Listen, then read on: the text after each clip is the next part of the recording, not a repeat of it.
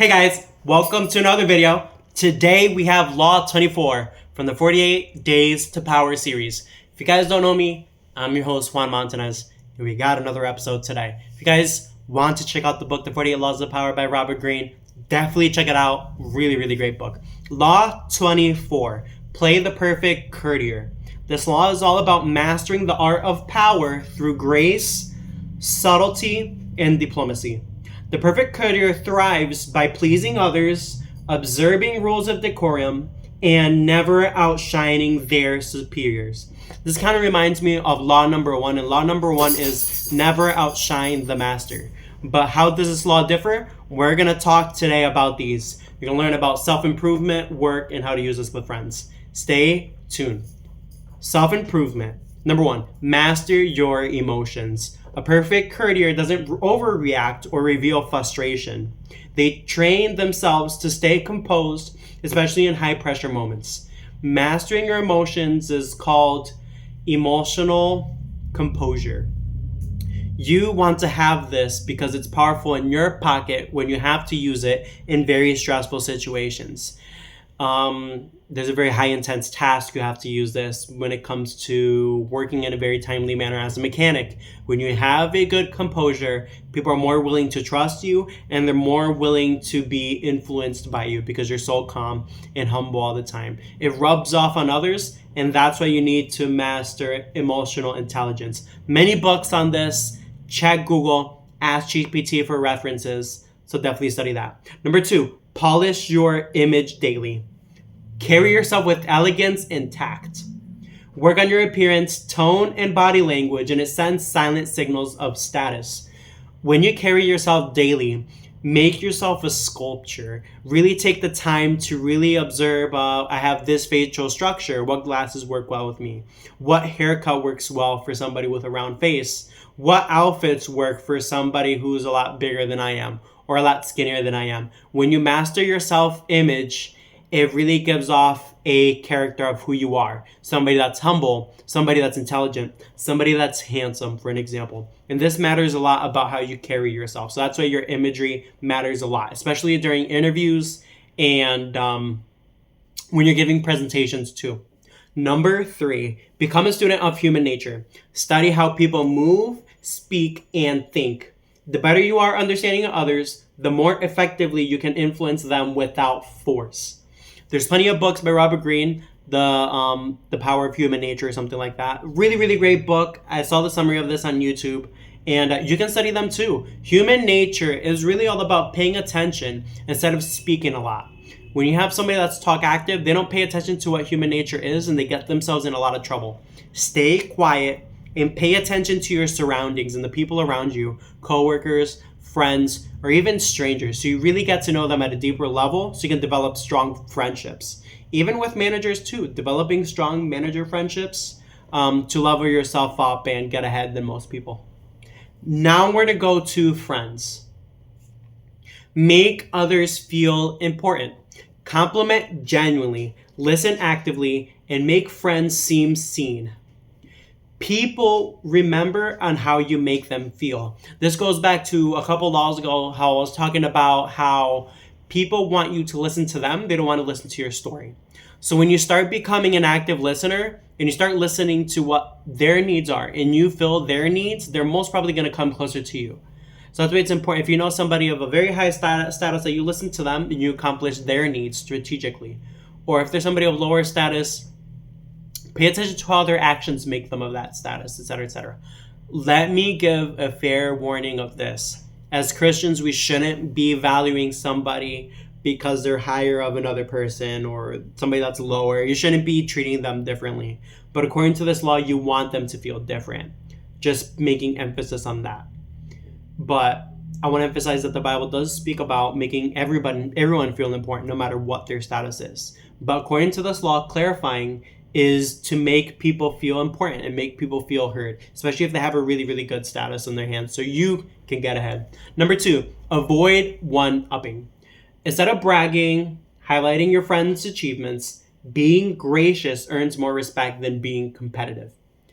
When you are in the middle of a presentation of you and between a friend for a rivalry, for an example, You do not want to be the person that says, I did better. I did this better than you did.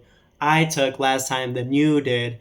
Don't brag. Don't be the one-up person because it makes you seem egotistical and it makes you seem selfish when it comes to giving credit to certain people. Stay humble and you'll realize in life you'll get ahead by being more humble. Number 3, disarm with subtlety. If you must correct or advise a friend, do it indirectly and with a humor or softness, never with bluntness. When it comes to this law, playing the perfect courtier, you want to be the person that's being subtle about things. You want to be the person that says, you did that oil change and you made a mistake, but it's all right. We all make mistakes, Or a good example of this is, I realized you tightened that drain plug a little bit too tight and it caused the drain plug to swell up, but it's okay. You know what else swells up? My jokes. Ha ha ha. That's whack, but you understand the point of this. You want to be subtle when it comes to compliments and correcting. When you're becoming too direct with bluntness, people tend to hate you. Super, super weird, but try it for yourself and find out.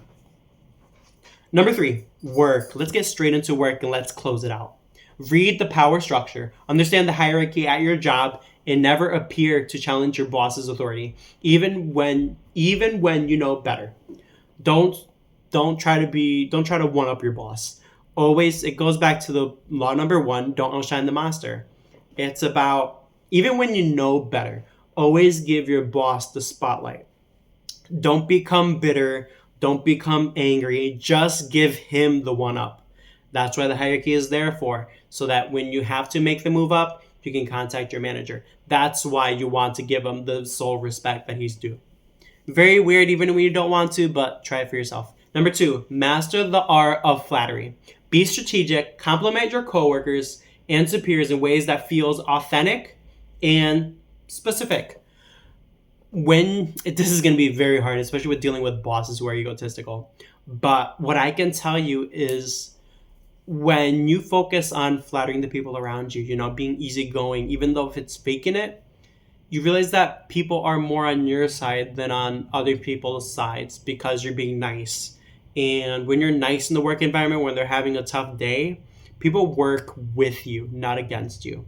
So keep that in mind. So you always want to be flattering whenever you need to be. And you always want to be the person that is always trying to help when it's not needed. Very odd, but try it for yourself for sure. Number 3, speak less. I told him before. Observe more. Power often lies in silence. Let others talk while you gather insight and leverage it when it counts. It's again, practicing being a good listener. Pay attention to your coworkers' struggles, your management struggles, and use them in your favor. We all kind of have this guideline or this gauge of where we want to be, but we don't want to be listeners. We just want to be doers, which it's fine. But when you're trying to level up in specifically work environments, sometimes listening moves you far ahead than just doing action. Because if you're listening to what your boss is complaining about you, you're going to be able to work on it. But if you're constantly being ignorant or constantly being hot-headed in situations, then where are you going to learn? You're probably going to get fired. You're probably going to get scolded by your boss, or even worse, written up. You never know, so stay focused and be a good listener. Number 3, banger tips. Charm is better than raw skill. People promote who they like, not just who performs well. Build your likability alongside your competence. Really, really good tip. I like that one. Number 2, mirror, then lead. Match people's energy and values first, then slowly steer them into the direction you want. So when it comes to mirroring people, you want to do this genuinely. You want to pay attention, and you want to do it in reasonable amounts. Slowly and progressively, but other times intensely, so that people can see that you're far better than them. Number 3, always leave them wanting more. Be deliberate about your presence. Don't overshare or overstay. Let your value be felt through scarcity. When you are valued, you'll realize very easily that it's a lot harder for you to become absent in that area. But you only know that when you become absent in work. Now, you want to use this strategically again. You don't want to be calling out for a whole week straight, because obviously that's wrong. But use the days where you do have the time off to call out every now and then. and pay attention. Not saying you should willfully call out, but you can use this for yourself and in your favor too. Because you realize that if you're a hard worker, for an example, and you're the person that is constantly paying attention to your coworkers and the struggles in the field, if you remove yourself, they'll realize, wow, this guy was really, really good because now I'm seeing this other guy that's here. He's actually really, really slow. So that's why you want to use it strategically. In a classroom, for an example, if you're the person that's constantly answering questions and you awkwardly can't go to class because you have a doctor's appointment or something, so you have to call out, you realize that the teacher will be most frequently like, well, I really, really missed the student because they would raise their hand and ask really, really good questions, and now I'm without them. So now I'm missing them, and now I appreciate them more. Same thing with relationships, dude. Like, sometimes you really have to step away from your relationship and give distance where it's valued, because you'll realize that your partner will start missing you more and valuing your personality and your traits a lot more when you're absent. So pay attention to that. That's going to be it for today's video, and that was Law 24. Play the perfect courtier.